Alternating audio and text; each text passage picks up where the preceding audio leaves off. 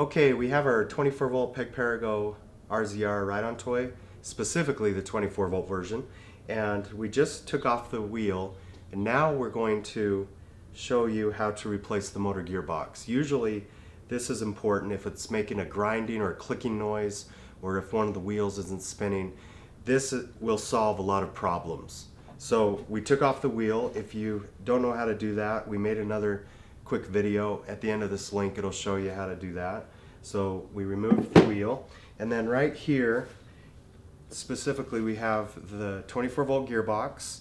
There's one on the left, one on the right. It doesn't matter which side goes to what because they're the same. And we strongly recommend replacing both of them. If one has gone bad, the other one's usually not far behind. So you can go right on the website, mypegperegoparts.com, click on the link provided, and it will show you these gearboxes. Now, attached to the gearboxes are the motors right here. So usually this will happen if the gearbox starts to tighten up or locks up, then the motor will burn out and it won't run at all. So sometimes the gears will still be good, but you can go ahead and replace the motor if it's not running at all. Or sometimes customers, while they're in with the repair, they like to replace both of them. So we'll go ahead and take off this plate right here, and you remove this little coupling right here.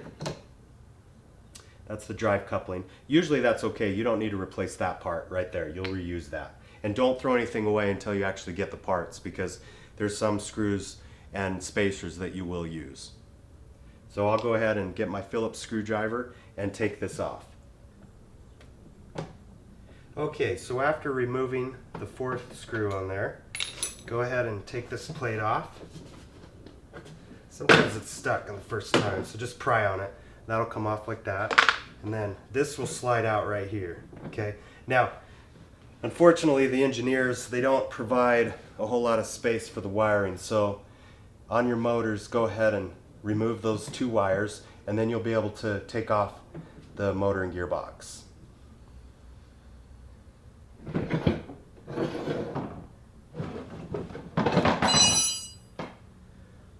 Okay, sometimes you'll have to take off the axle to remove that. So then just take your flathead screwdriver and press on those wires. This particular one, they are secure, so I'm going to press on those to release them off the terminals. This is what we're looking at right here. This is the new motor.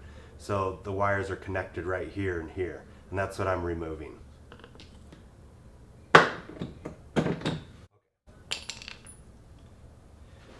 Okay, so we got the motor and gearbox here. There's a spacer on here. You'll see all the parts you need. Like I say, don't throw anything away until you actually get your parts in the mail from the website, because some of the spacers you're going to use. So we're going to go ahead and take these two screws out right here. I don't know if you can see those, but they're holding the motor onto the gearbox. Okay, so we're going to go ahead and use the spacer that goes between the gearbox and the motor.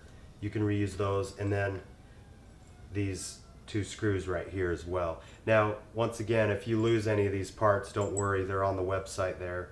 Just click on the link provided at the end of this page, or go to mypegperegoparts.com directly and they'll help you out. So we'll go ahead and put those together, and we're going to go ahead and install it on both sides, and we'll be good to go. This was another great tip brought to you by mypegperegoparts.com, your source for all your Peg Perego needs.